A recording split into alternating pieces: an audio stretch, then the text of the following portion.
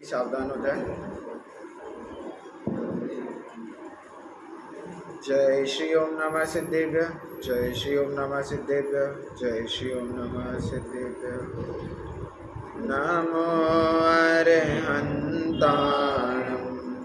नमो सिद्धाणं, नमो आयर्याणं, नमो वज्रायाणं,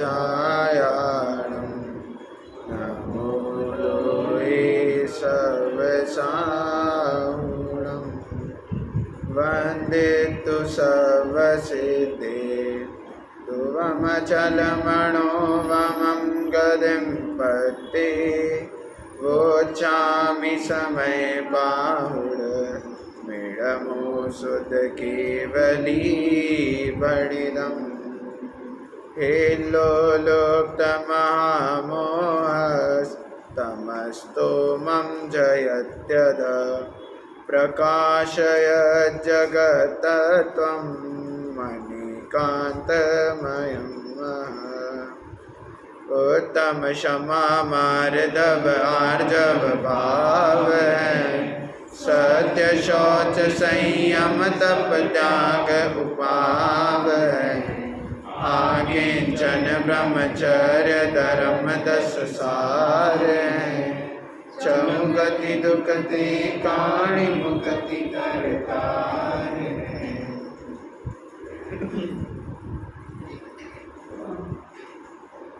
संयम और साधना का यह महान पर्व 10 लक्षण महापर्व, उसमें यह 10 लक्षण महापर्व इतना महान क्यों है? इन 10 धर्मों का क्या औचित्य है? ये 10 धर्म हम वर्ष भर क्यों मनाते हैं? वर्ष में 3 बार क्यों मनाते हैं? वास्तव में ये धर्म किसके हैं? इसकी विगत चर्चा अभी हम 2-3 दिन से कर रहे हैं। एक बार तो बनाते हैं, 2 बार क्यों बनाते हैं? हाँ, एक बार तो बनाते हैं, हाँ, 2 बार क्यों नहीं बनाते? इसका भी चर्चा करते हैं, ठीक है। हाँ, तो अभी अपन ने 2 दिन से अभी किन किन कौन कौन से धर्म की चर्चा हो गई? उत्तम क्षमा और उत्तम मार्ग। अब भाई साहब का क्या प्रश्न है कि हम 10 लक्षण धर्म एक बार मनाते हैं तो ठीक है, 2 बार क्यों नहीं मनाते? तो मैं तो पूछ रहा हूँ, आप 10 लक्षण धर्म प्रत्येक दिन क्यों नहीं मनाते?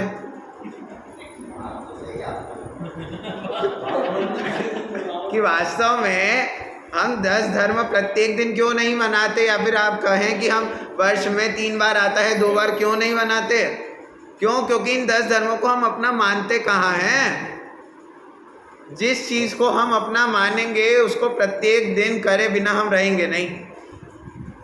हम इस शरीर को अपना मानते कि नहीं मानते? उसमें अपनी एकत्व ममत्व बुद्धि है ना, इसलिए प्रतिदिन नहाते हो कि नहीं नहाते हो? उस शरीर को स्वस्थ रखने के लिए ब्रश करते हो कि नहीं करते हो? तो जब हम उस आत्मा की ये 10 धर्मों को अपना मानेंगे ना, तो अलग से मनाने की ज़रूरत ही नहीं पड़ेगी। ये 3 बार तो इसलिए मना रहे हैं कि भाई साहब, अगर आप 3 महीने में यदि भूल जाओ तो वापस से 10 लक्षण धर्म आएंगे, आपको याद दिलाएंगे कि ये तो प्रत्येक दिन मनाने वाली चीज़ है। तो अभी अपन ने किन किन की चर्चा हो चुकी है? उत्तम क्षमा और उत्तम मार्गव धर्म। 10 ही धर्म किसके हैं? अपनी आत्मा के, स्वयं के, अपने अंतरंग में ही ये विद्यमान है। अब कल मैंने आपके समक्ष एक प्रश्न उपस्थित किया था कि उत्तम मार्गव धर्म में आपने क्या कहा कि मान नहीं करना, मान का वास्तविक स्वरूप क्या है? कि मान को हमने सिर्फ घमंड तक सीमित कर दिया कि घमंड को ही मान कहते हैं। मान का अर्थ क्या है? कि किसी चीज़ को, प्रत्येक जीव को समान नहीं देखना, वहाँ मान है। यदि आप उसमें ऊंच नीच का फेर कर रहे हो, यदि ऊंच हो तो घमंड होगा, नीचता का भाव हो तो दीनता आएगी। तो वास्तव में दीनता भी मान है, क्योंकि दीनता में भी अपन समान तो नहीं देख रहे हैं ना, तो दीनता को भी मान का। अब प्रश्न उपस्थित हुआ, स्वाभिमान क्या चीज़ है? स्वाभिमान होना नहीं होना? हम भजन में कहते हैं, हम जैन कुल में जन्मे अभिमान करो रे। क्या बोल रहे हैं? जैन कुल में जन्मे अभिमान करो रे। अभी तो आपने उत्तम मार्दव में बताया, क्या बताया? मान नहीं करना है। और हम क्या कह रहे हैं कि हम जैन कुल में जन्मे हैं, उसका अभिमान करो। तो कहते हैं अभिमान कैसा करो? कि स्वाभिमान करो। कौन सा स्वाभिमान? तो कहते हैं स्वाभिमान तो होना ही चाहिए। कैसा स्वाभिमान? कि पंडित जी आए हैं, उनको रहने की व्यवस्था कदाचित सही नहीं मिली, कुछ भी हो जाए तो उनको क्या लगेगा कि मैं तो यहाँ प्रवचन नहीं करूँगा। कोई ऐसा कह दे तो क्या कहेंगे कि पंडित जी तो कैसे हैं? मानी हैं। और वहाँ पे पंडित जी क्या बोल रहे हैं? अरे भैया मान नहीं है, स्वाभिमान है। तो कहते हैं स्वाभिमान नहीं है। क्यों? स्वाभिमान क्या होता है? स्व का अभिमान।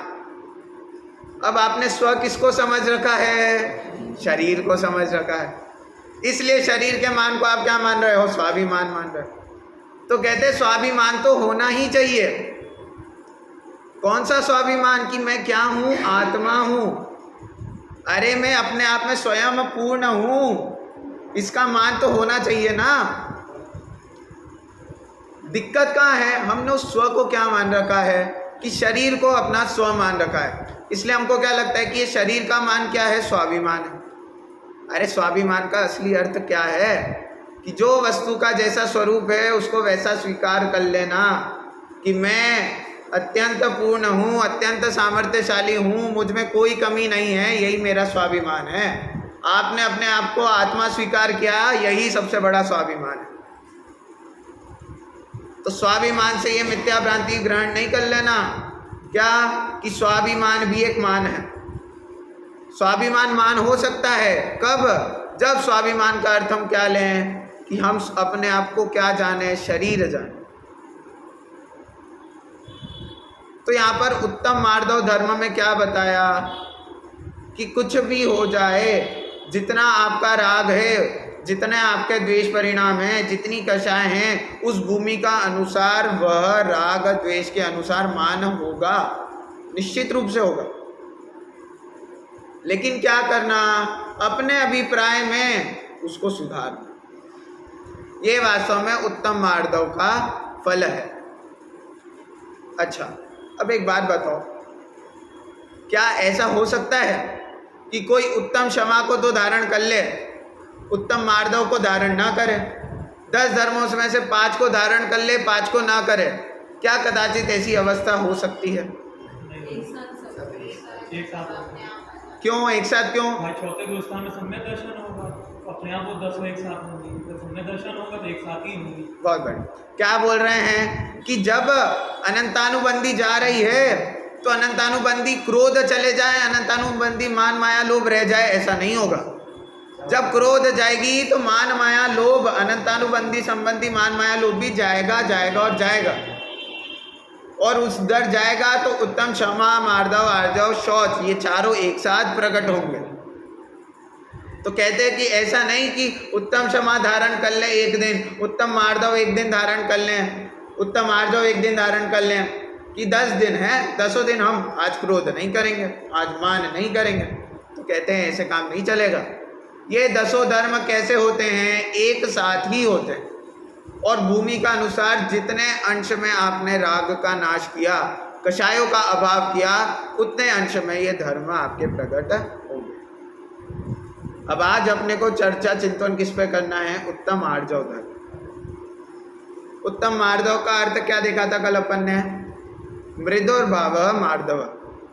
मृदोर्भाव मतलब कोमलता का। आज देखना है उत्तम आर्जव। ये भी देखेंगे उत्तम मार्दव और आर्जव में फिर क्या डिफरेंस है। तो आर्जव धर्म क्या कहता है? जब अपन संस्कृत डिक्शनरी खोलें तो संस्कृत डिक्शनरी में आप आर्जव का शब्द ढूंढोगे तो आपको मिलेगा ही नहीं। वहां पे आर्जव नहीं मिलेगा, वहां पे मिलेगी ऋजुता। क्या मिलेगी? ऋजुता।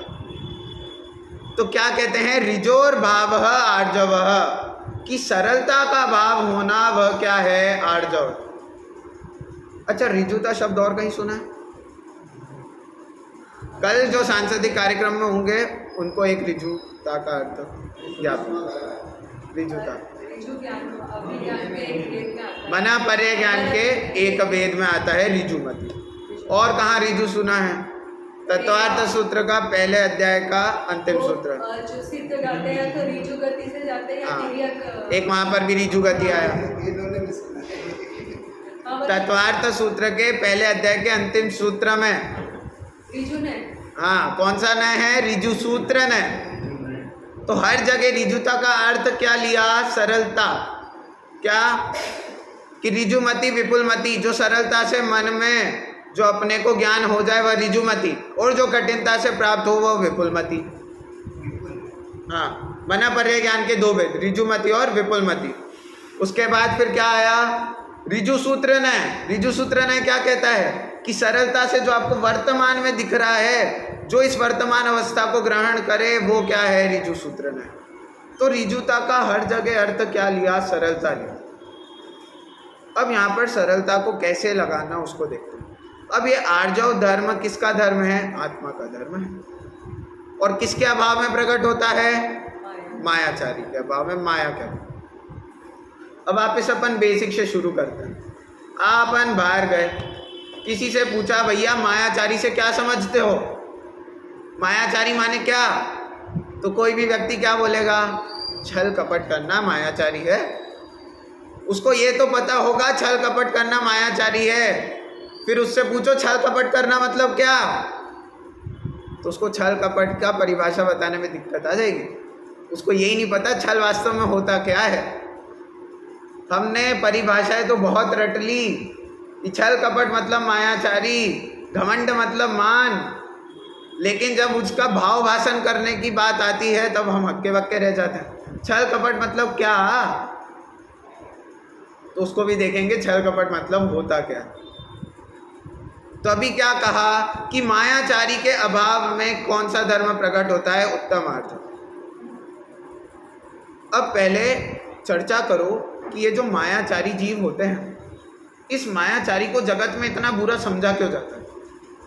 तो अब अपन चलते हैं मोक्ष मार्ग प्रकाशक में पंडित टोडरमल जी के पास।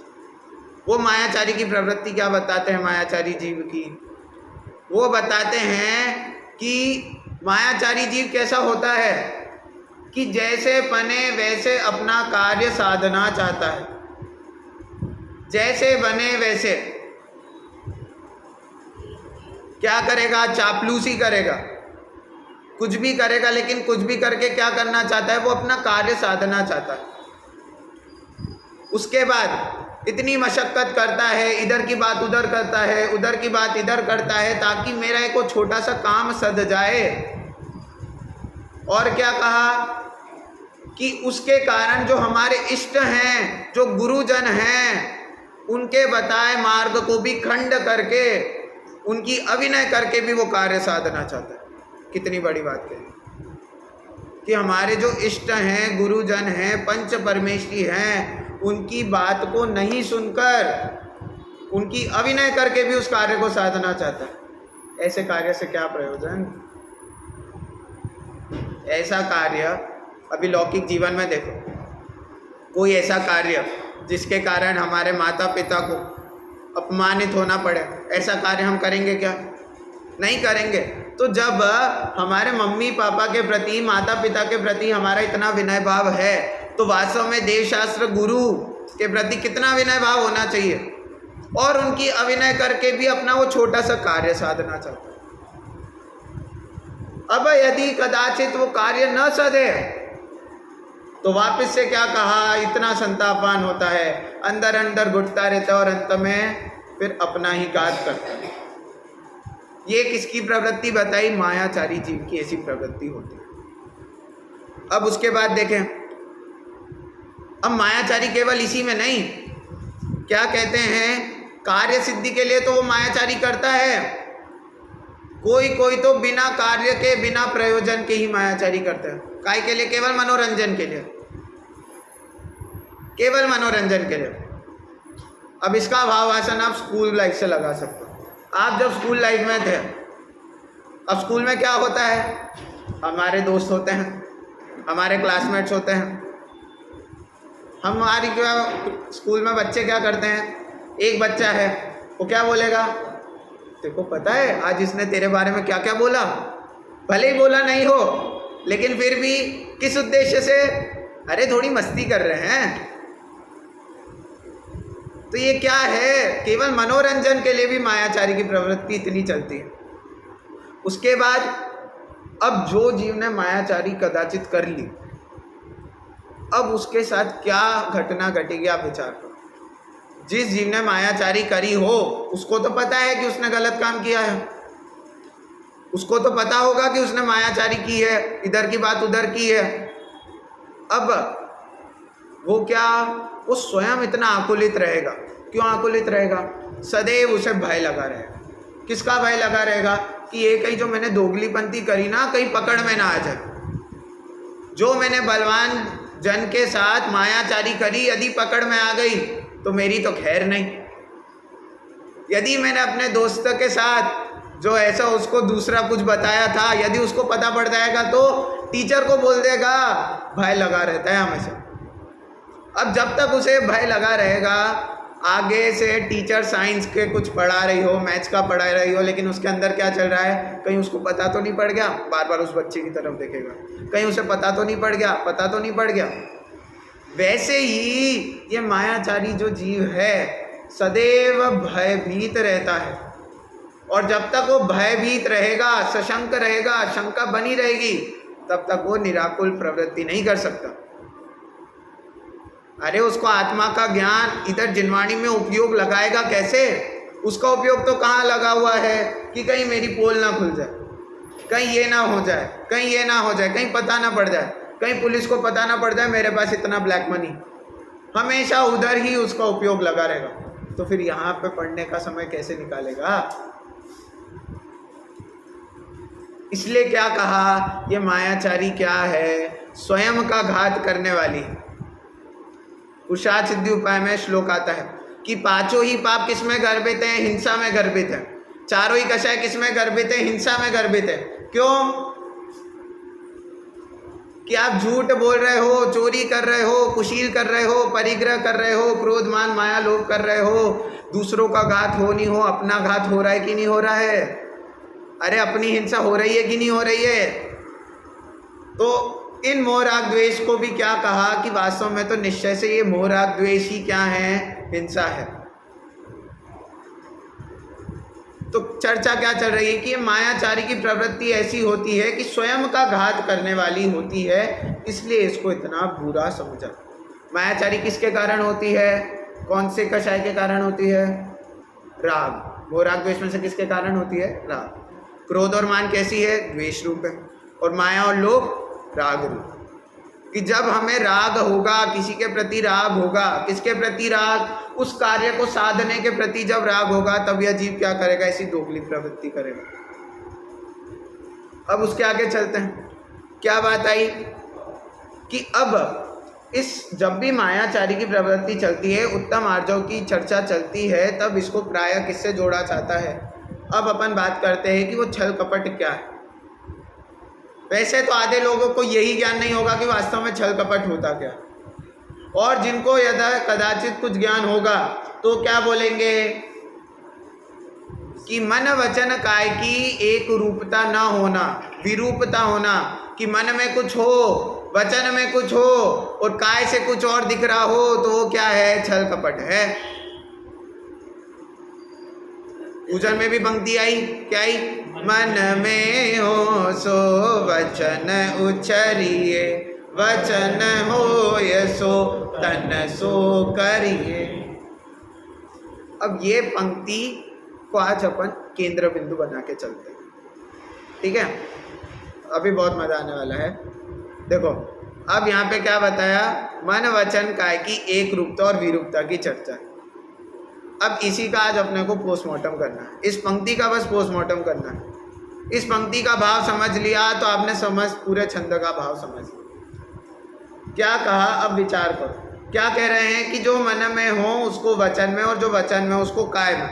तो यदि मन वचन काय में एक जैसी चीज़ यदि दिख रही है कि जैसा उसके मन में है वैसे ही वो वचन में बोल रहा है, जैसा वचन में है वैसे ही काय में दिख रहा है, तो वो क्या है? वो मायाचारी हुआ या नहीं हुआ? नहीं हुआ।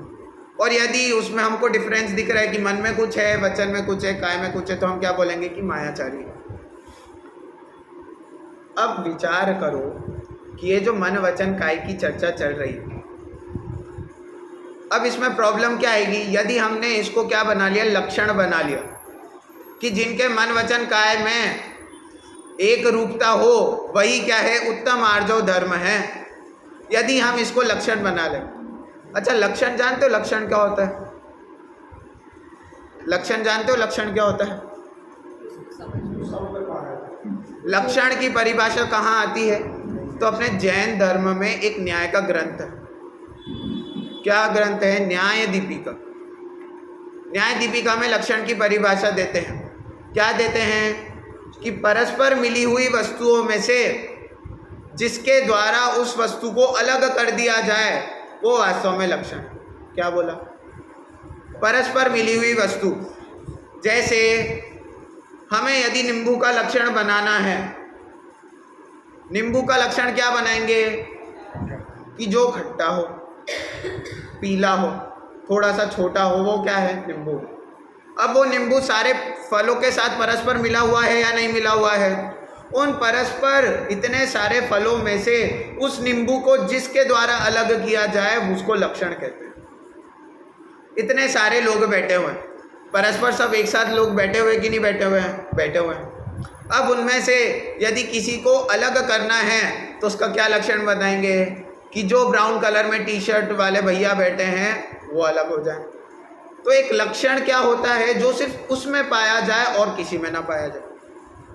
तो उत्तम आर्जव का लक्षण यहाँ क्या बना रहे हैं? कि मन वचन काय में एक रूपता होना, कि मन में जैसा हो वैसा वचन में और वैसा काय में। यदि ये लक्षण बनाया तो क्या दिक्कत हो सकती है? सबसे पहली बात, जिनके मन वचन काय ना होवे, अरे सिद्ध भगवान के मन है नहीं है, वचन है नहीं है, काय है नहीं है, तो उनके उत्तम आर्जव धर्म का नहीं मानना पड़ेगा कि उनको उत्तम आर्जव धर्म नहीं है। लेकिन ऐसा कर नहीं सकते। क्यों? क्योंकि आत्मा के धर्म है और आत्मा की सबसे शुद्ध पर्याय क्या है? सिद्ध पर्याय। तो उनके तो निश्चित रूप से ये धर्म होंगे। तो यदि आपने मन वचन काय ये वाला लक्षण रखा तो सबसे बड़ा दिक्कत क्या आएगा? सिद्ध भगवान के ही उत्तम आर्जव धर्म नहीं बचेगा। और किनके बचेगा? संसारी जीवों। दूसरा, चलो मन वचन काय यदि हो, उसमें भी तीनों की एक रूपता कहा। अब जिसके पास कोई एक या दो ही चीज हो, फिर एकेंद्रिय जीव है, उनके पास तो ना मन है ना वचन है, केवल काय है। अब उनमें एक रूपता कैसे दिखे? एक उदाहरण से समझते हैं। आप गए बनारस। कहाँ गए? बनारस। ठीक है। बनारस में आप दुकानों पे गए। एक दुकान पर गए, आपने कपड़ा पूछा, उसने कपड़े का भाव क्या बताया? 8 रुपये मीटर। दूसरी दुकान पे गए, दूसरी दुकान पे बताया 10 रुपये मीटर। उसी के बाद आगे तीसरी दुकान पे गए, तीसरी दुकान पे बोलते 12 रुपये मीटर। अब वास्तव में कपड़ा 8 रुपये मीटर है, ये आपको नहीं पता, वास्तव में कितना है? 8 रुपये मीटर ही है। लेकिन तीनों क्या बोल रहे हैं? अलग अलग बोल रहे हैं। तो अब उन तीनों में से किसको प्रमाणिक माने? अच्छा, यहाँ पे तो 3 दुकानें अलग अलग थी। अब बताओ, तीनों दुकान में 3 दुकानें हैं ही नहीं, उस पूरे गांव में केवल एक ही दुकान है और वो आपको क्या बोल रही है कि 12 रुपये मीटर कपड़ा है। कपड़ा कितने मीटर था? 8 रुपये मीटर। वो क्या बोल रही है? 12 रुपये मीटर। तो अब क्या आप कैसे प्रमाणिक मानोगे कि भैया एक ही दुकान है, अब ये जो देगी वे लेना ही पड़ेगा?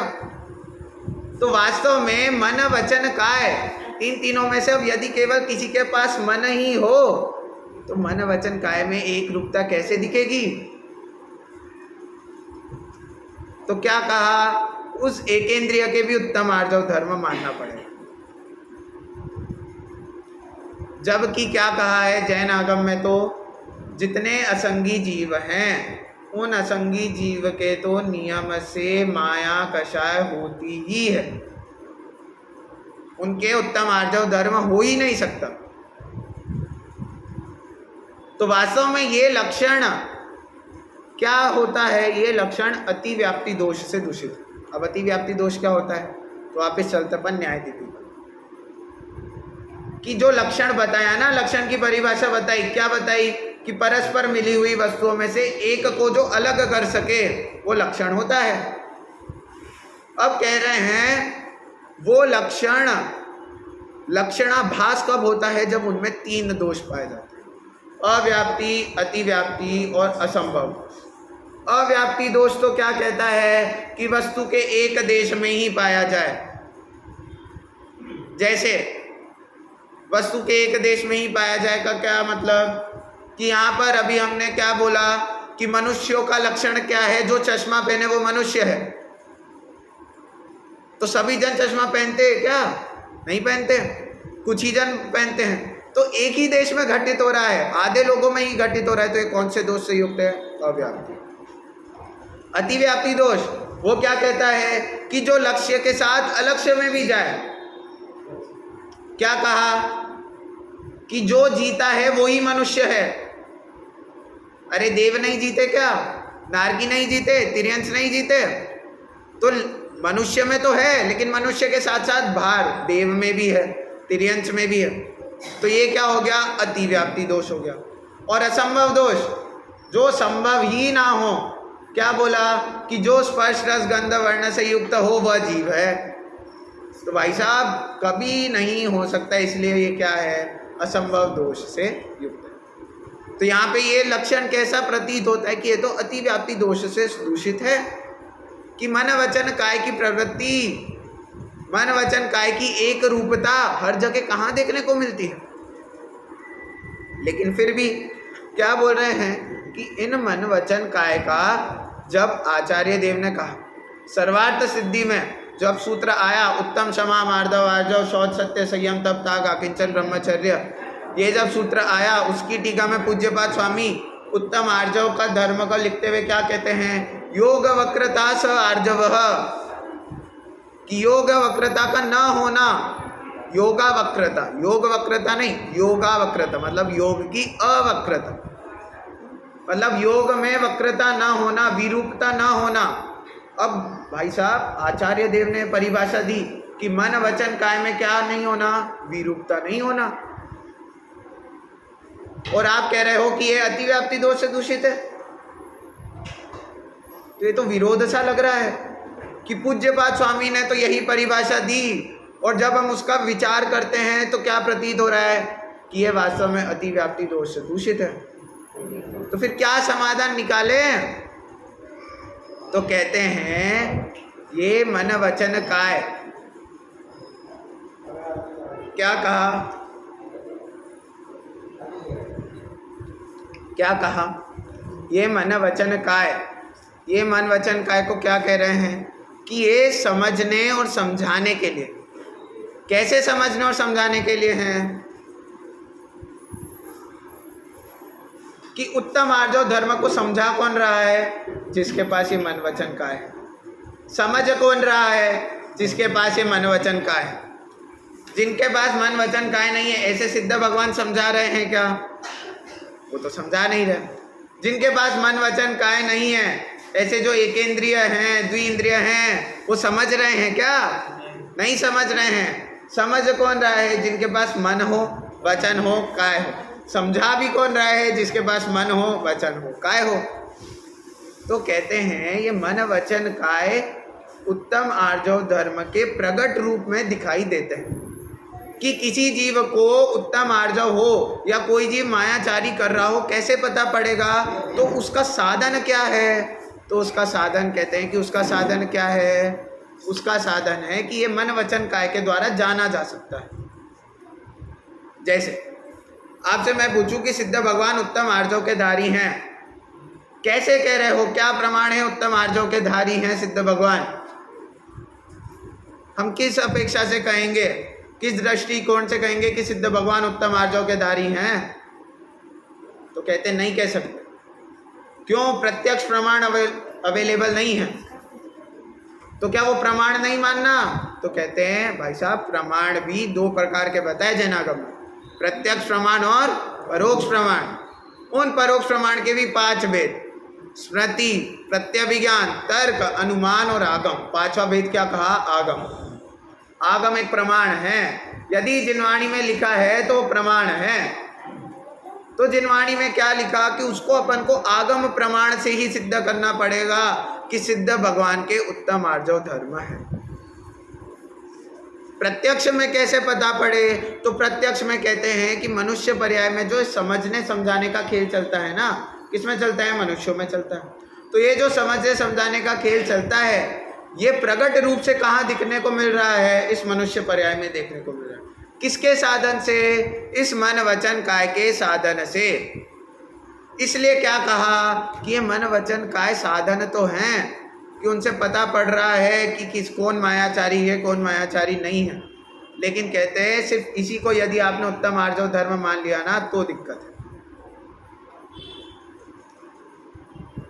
और विचार करो क्या कह रहे हैं कि मन वचन काय की एक रूपता।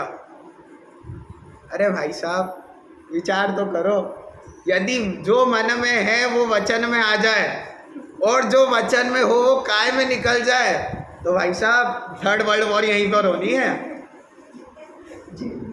अरे अपने मन में क्या कह रहे हैं कि मन में हो सो वचन उचरिए, वचन होए सो तन सो करिए। तो फिर ये पंक्ति क्यों लिखी? तो कहते हैं ये पंक्ति उन मुनिराजों के लिए लिखी है। ये 10 धर्म किसके हैं? मुनिराजों के हैं। उन मुनिराजों के लिए लिखी है जिनका मन इतना पवित्र हो गया है कि यदि उनके मन की बात वाणी में आ जाए तो साक्षात फूलों की वर्षा होगी, और काया में आ जाए दिन रात आत्मा का चिंतन, मृदु संभाषण में वही कथक। अरे विचार तो करो, हम परमात्मा की छवि देखते हैं, जिनेंद्र भगवान की छवि देखते हैं तो अलग ही अपने जितने संक्लेश परिणाम हैं अपने आप दब जाते हैं। तो वास्तव में उन मुनिराजों के लिए ये पंक्ति है। क्या कहा है? 10 लक्षण धर्म निश्चय से किसके होंगे? उन मुनिराजों के होंगे। तो उन मुनिराजों के क्यों? क्योंकि उनके अंदर मन में इतनी पवित्रता है कि ऐसे खोटे भाव ही नहीं आते कि यदि वो वचन में आ जाए तो कुछ दिक्कत हो। लेकिन भाई साहब हम तो अभी कहाँ हैं? अनंतानुबंधी बाकी है अभी तो अपनी। यदि अपने अंदर मन के जो भाव हैं उनको वचन में ले आए, कितनी दिक्कतें आ जाएगी। अरे यदि हमारे अनुकूल एक परिस्थिति ना हो तो हम क्या बोलते हैं? इसको तो मार देना चाहिए। अरे भाई साहब भाव मरण है। अब ये अगर मन में आ गया, हमारे लिए तो एक अलग पंक्ति बननी चाहिए। मन में हो सो मन में रखिए, वचन हो यसो तन ना करिए। कि भाई साहब यदि मन में यदि आपके भाव आ जाए कि मेरे को इसको मारना है तो भाई साहब जाके बोल मत देना कि मैं तेरे को मारने वाला हूँ, पुलिस कंप्लेंट कर देगा। और यदि कदाचित वचन में भी आ जाए तो भाई साहब काय में तो बिल्कुल भी नहीं लाना। तो कहते ये हमारे लिए नहीं लिखी पंक्ति। तो कहते फिर हमारे लिए नहीं है क्या?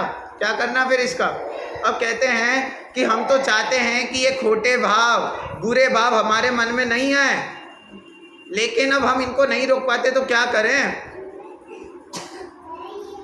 आज कोई प्रश्न कर रहा था, क्या प्रश्न कर रहा था कि मेरे को तो बहुत ज़्यादा उतार चढ़ाव आते हैं, परिणाम ऊपर नीचे होते हैं, मैं करूं क्या? नहीं हो पाते, राग द्वेष के परिणाम आ ही जाते हैं, करे क्या? तो कहते हैं आएंगे, निश्चित रूप से आएंगे। आप यहाँ हो, इस अवस्था में हो, अनंतानुबंधी है तो वो मोह राग द्वेष के भाव आए बिना नहीं रहेंगे। लेकिन यदि कदाचित वो आ जाए तो तत्काल परिणाम बदल देना। कि कभी हमें लगे कि मुझे को तो बहुत क्रोध आ रहा है, मेरे को तो बिल्कुल उदासीनता आ रही है, आज तो बहुत ही क्रोध आ रहा है, तो तत्काल जिससे परिणाम बदले उधर लग जाना, स्वाध्याय में लग जाना, मंदिर चले जाना, थोड़ी देर स्तुति कर लेना, भक्ति कर लेना, कि वो जो मन के भाव है वो वचन में। अब आप कहो, क्या कहो कि हम तो मन में आ गए, ठीक है, अब वचन में भी हम जानबूझ के नहीं लाना चाहते, लेकिन आ जाए तो क्या करें? कहते हैं, क्या कहते हैं कि एक ही चीज़ से जो कोई बार बार परेशान हो, कोई बार बार परेशान हो, बार बार किसी को गुस्सा है तो क्या कहता है, अंदर ही अंदर गुस्सा भराता रहता है, और वो फिर एक साथ कभी किसी पे निकल जाता है।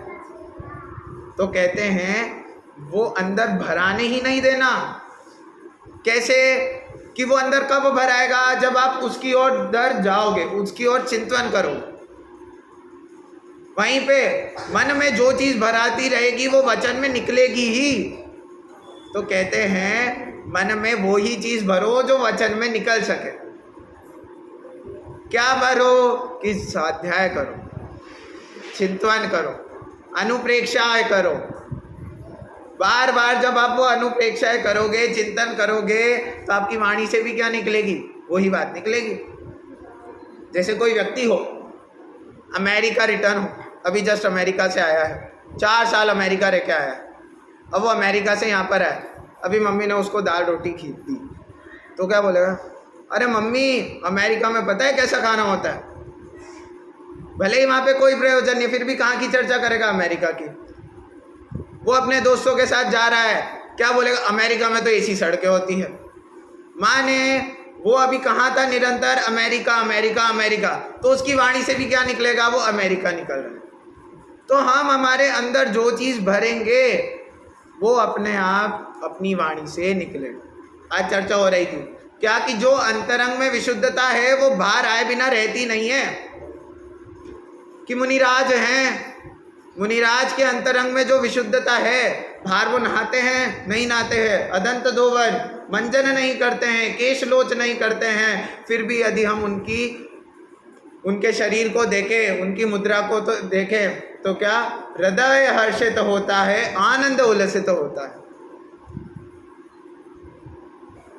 अरे उनके अंतरंग में वो जो विशुद्धता है ना, वो बाहर में ऐसी प्रस्फुटित होती है कि हृदय हमारा कैसा होता है, हर्षित होता है, उल्लासित होता है।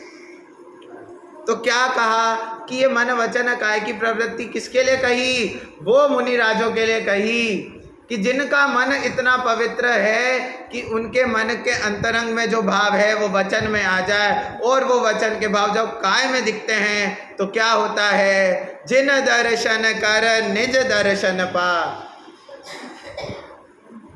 कि वास्तव में ऐसी शांत छवि देखकर मेरे को अपने आत्मा का दर्शन हो जाता है। सम्यक दर्शन का कारण बनती है। सम्यक दर्शनों के कारण में एक निमित्त क्या बताया, जिन बिंब दर्शन। सम्यक दर्शन का एक निमित्त क्या है, जिन बिंब दर्शन। 4-5 निमित्त बताए ना, वेदना इत्यादि 4-5 बताओ, उसमें एक क्या है, जिन बिंब दर्शन। तो वास्तव में ये चर्चा उनके लिए। तो इससे अपने को क्या समझना कि हमें भी हमारे मन को कैसा दृढ़ करना है, उन मुनिराजों जैसा दृढ़ करना है।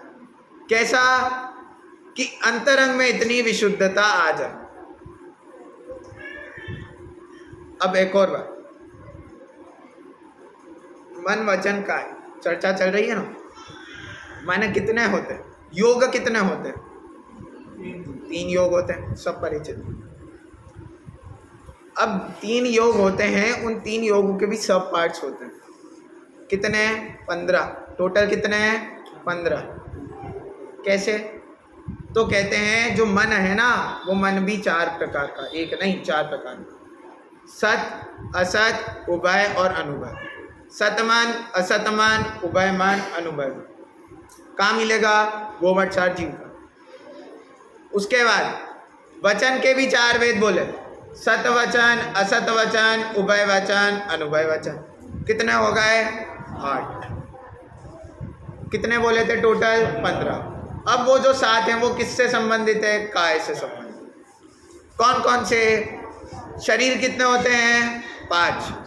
उनमें से जो पहला औदारिक शरीर है उससे 2 संबंधित है, औदारिक और औदारिक द्विक या फिर औदारिक मिश्र। वैक्रियक वैक्रियक मिश्र 4, आहारक आहारक मिश्र 6, और एक कारमाण शरीर। वहाँ पर तेजस शरीर को नहीं है। तो टोटल 15। कौन कौन से, मन के 4, वचन के 4 और काय के 7। तो ऐसे 15 योग वहाँ पर गिना। अब क्या कदाचित ऐसा हो सकता है कि किसी को एक ही, जहाँ यह बात कर रहे हैं ना मन वचन काय में विरूपता, तो ऐसा तो हो सकता है ना कि जो सत मन से संबंधित बात हो वो असत मन में ना हो, असत मन से जो संबंधित बात हो वो उभय मन में ना हो। तो भाई साहब सूक्ष्मता से विचार करेंगे तो एक मन के चार भेद, उन चारों में भी विरूपता दिखाई दे रही है कि नहीं दे रही है? दे रही है। इसलिए कहते हैं कि जो आपने मन वचन काय का लक्षण क्या बताया, क्या बताया? मन वचन काय का उत्तम आर्जव का लक्षण का क्या बताया? मन वचन काय में एक रूपता होना। तो कहते हैं ये यहीं तक सीमित मत रखना, ये लक्षण बनाया केवल व्यवहार से, केवल इस जीव को समझाने के लिए, मनुष्य प्राणी को समझाने के लिए। तो वास्तव में आर्जव क्या है? अरे अभी तो आपने यही बताया कि क्या आर्जव नहीं है, ये तो बताओ आर्जव धर्म क्या है। तो कहते हैं आर्जव का अर्थ क्या बोला? सरलता, कि जो वस्तु जैसी है उसको सरल भाव से वैसा स्वीकार कर लो, यही उत्तम आर्जव धर्म है। जो प्रतिदिन प्रातः काल में चर्चा कर रहे हैं ना कि पर्याय अनित्य है, पर्याय अशरण है, बस उस पर्याय को उस रूप मान लेना, वही क्या है? उत्तम आर्जव धर्म है। 10 धर्मों की चर्चा कहाँ की? उन अनुप्रेक्षाओं के संवरों के कारण में उनके साथ की।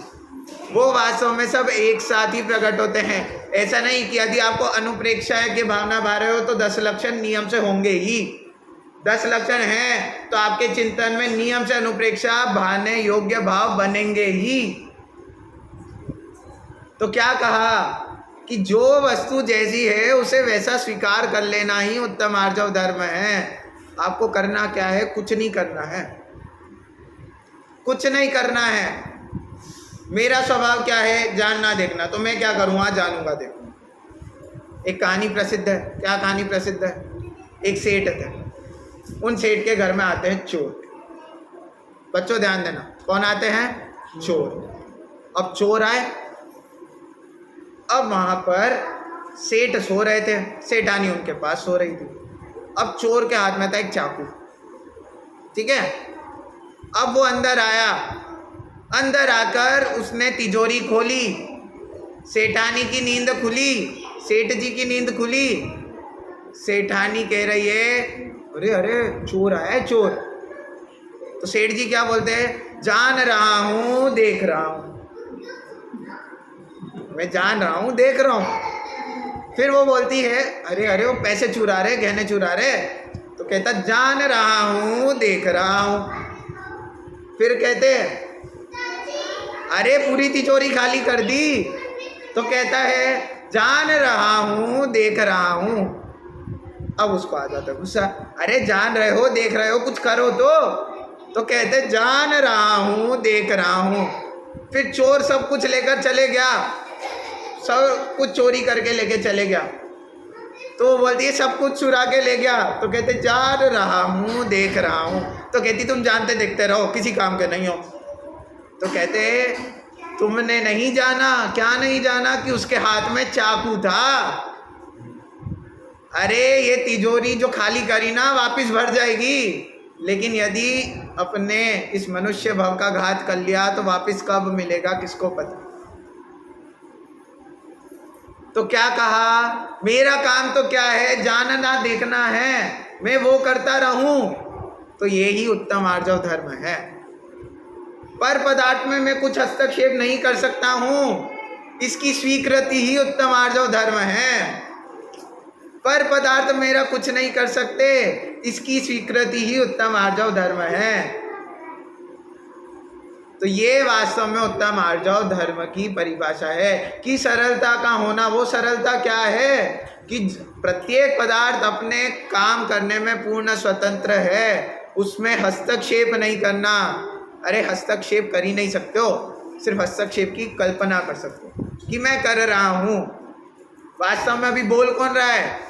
पंडित जी नहीं बोल रहे, ये शरीर बोल रहा है।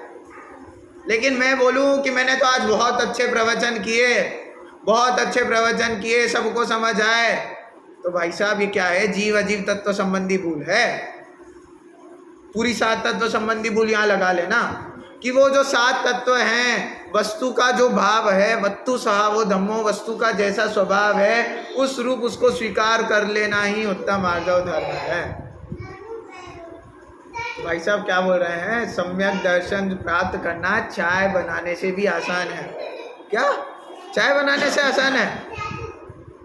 अब कोई बोले चाय तो मैं डेली बना लेती हूँ, सम्यक दर्शन में कोई इतने सालों से नहीं हो पा रहा, और आप क्या कह रहे हो चाय बनाने से आसान क्या है? सम्यक दर्शन होना है।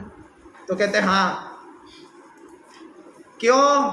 आप एक सुनसान सड़क पे जा रहे हो, बीच में आपकी गाड़ी खराब हो जाए, आपको वहाँ पे चाय पीनी हो, आपके पास ना केटली है, ना दूध है, ना चाय पत्ती है, ना शक्कर है, ऐसी अवस्था में आपको चाय बनाने के लिए कितनी माथापच्ची करनी पड़ेगी?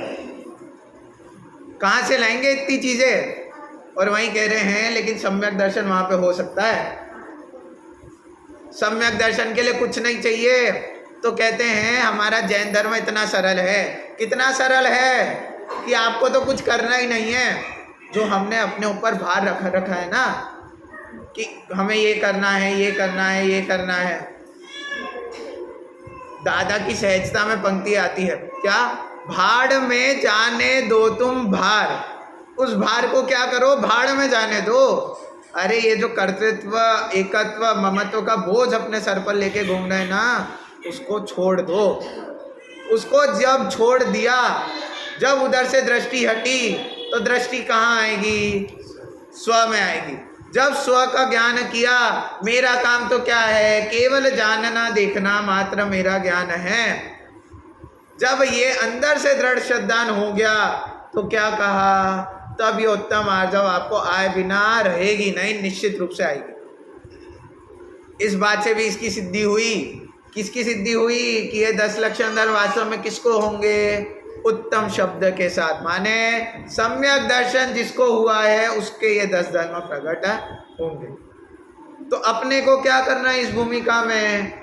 कि अपने मन को उतना दृढ़ बनाने का निरंतर प्रयास करना।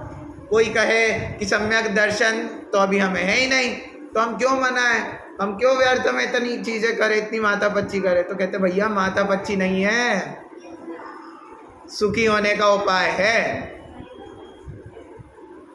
क्या बोला अंत में? बात क्या रही? बात प्रयोजन केवल इतना है कि उत्तम आर्जव धर्म से क्या समझना? कि उत्तम आर्जव धर्म से यही समझना, क्या समझना? कि यद्यपि जितना राग द्वेष मेरे अंदर है, भूमिका अनुसार है, उतना आएगा, लेकिन हमारा अभिप्राय तो हम अभी सुधार सकते कि नहीं सुधार सकते? सुधार सकते। कि यद्यपि मैं अभी शरीर अवस्था में हूँ, मेरे गृहस्थ जीवन में मेरे बच्चे इत्यादि हैं, उनका पालन पोषण करना किसके जिम्मेदारी है? मेरी ही जिम्मेदारी है। लेकिन फिर भी वो अपना काम स्वतंत्रता से कर रहे हैं, मैं अपना काम स्वतंत्रता से कर। व्यवहार में कहा जाएगा कि उसका पालन पोषण किसने किया? उसकी मम्मी पापा ने किया, लेकिन निश्चय से आप कुछ नहीं कर सकते।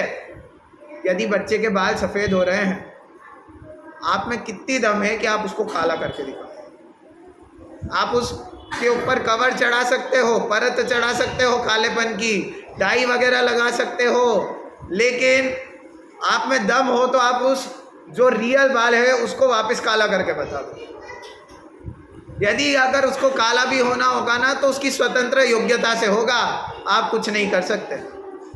तो यद्यपि हमारे भूमिका अनुसार राग द्वेष होगा, उन भूमिका अनुसार जो राग द्वेष हो रहा है उस अनुसार हमें व्यवहार में उस जीवन को यापन करना पड़ेगा, लेकिन हम हमारे अभिप्राय में हमको वो भूल सुधारनी। तो मन वचन काय की केवल विरूपता को ही उत्तम आर्जव धर्म नहीं समझना, केवल यहीं तक सीमित नहीं है। उत्तम आर्जव धर्म तो क्या है? सरलता का मार्ग है। जो जैसा है उसको वैसा समझ लेना, वही वास्तव में उत्तम आर्जव धर्म है। और ये उत्तम आर्जव धर्म जब हमारे जीवन में आएगा तो जो आनंद की अनुभूति होगी वो ये सुखाभास नहीं है, वो परमानेंट सुख है। कैसे कह रहे हो कि एक बार सम्यक दर्शन प्राप्त होने के बाद छूटता भी तो है? तो कहते हैं हाँ छूटता है। तो फिर परमानेंट सुख कैसे हुआ? तो कहते हैं परमानेंट सुख ही है। क्यों? यदि आपने एक बार सम्यक दर्शन कर लिया ना, तो आपकी कंफर्म टिकट है मोक्ष में जाने की। अधिकतम अर्ध पुद्गल परावर्तन से आपका ज्यादा संसार नहीं बचा है। तो कहते हैं भले ही यद्यपि उसके बाद एक दो बार यदि आपको वापस से सम्यक दर्शन के बाद नरक में जाना पड़ गया हो, लेकिन आपका परमानेंट सुख की टिकट तो कंफर्म हो गई। इसलिए क्या करना? इस उत्तम आर्जव को स्वीकार करना, इस उत्तम आर्जव को अपने जीवन में प्रयास करना, निरंतर प्रयास करना। लौकिक जीवन में कुछ भी घटना घटे, हर जगह विचार करो कि यहाँ पे अरे भाई साहब, पागलों का स्वभाव ही ऐसा होता है, बोलने वालों का स्वभाव ही ऐसा होता है। वास्तव में वो कुत्ता मेरी चप्पल लेके गया था, तो विचार करो, क्या अनित्य भावना, अशरण भावना, संसार भावना, ये क्या है? ये वस्तु स्वरूप है। जब ये स्वीकार करोगे तो वो सरलता आपके जीवन में निश्चित रूप से आएगी। और ऐसे उत्तम आर्जव धर्म की चर्चा आज अपन ने करी, उस उत्तम आर्जव धर्म को इस चर्चा में सीमित मत रखना। मैं कह रहा हूँ जितने प्रवचन अभी यहाँ चल रहे हैं, आप सुन रहे हैं, वो केवल यहीं तक सीमित रखने के लिए नहीं है। ये तो सिर्फ अभी आपके अंदर रुचि उत्पन्न हुई है, बीज उत्पन्न हुआ है।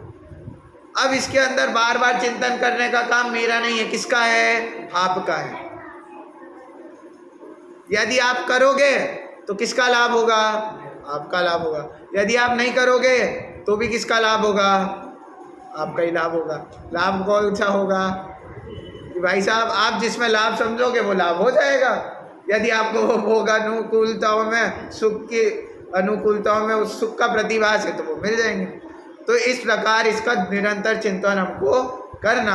आज अपन ने उत्तम आर्जव की यहाँ पर चर्चा करी, बहुत विस्तृत चर्चा करी, लेकिन इसको यहाँ तक सीमित नहीं रह के अपने जीवन में कैसे उतारा जाए, उस पर विचार करने का काम अब मैं आप पर छोड़ता हूँ। आपको इस पर चिंतन करना है और निश्चित रूप से प्रश्न उपस्थित होंगे, तो प्रश्न को आपको लेकर आना है। मैं तो यहीं हूँ और आया भी इसीलिए हूँ, ठीक है? तो आपके दिन भर चिंतन करें, उसके बाद जो प्रश्न उपस्थित हो, या तो यहाँ पर एक मटका या पॉट कुछ रख दे, या फिर आप चिट में लिख कर दे दे, कैसे भी जैसे आपको लगे वैसे आपको जितने प्रश्न हो आप उपस्थित करें, मेरे को दें। क्या होगा उससे? कि भाई साहब आपका विषय क्लियर होगा। वो जो हम समझ रहे हैं ना, जो हमारे अंदर जितनी भी भूल है, 10 दिन में जितना लाभ ले सको ले लो, फिर क्या पता हम मंदिर भी आ रहे हैं, नहीं आ रहे हैं, हम इन 10 लक्षण धर्मों के बाद इन 10 लक्षण का नाम भी एक बार ले रहे हैं, नहीं ले रहे हैं, क्या पता।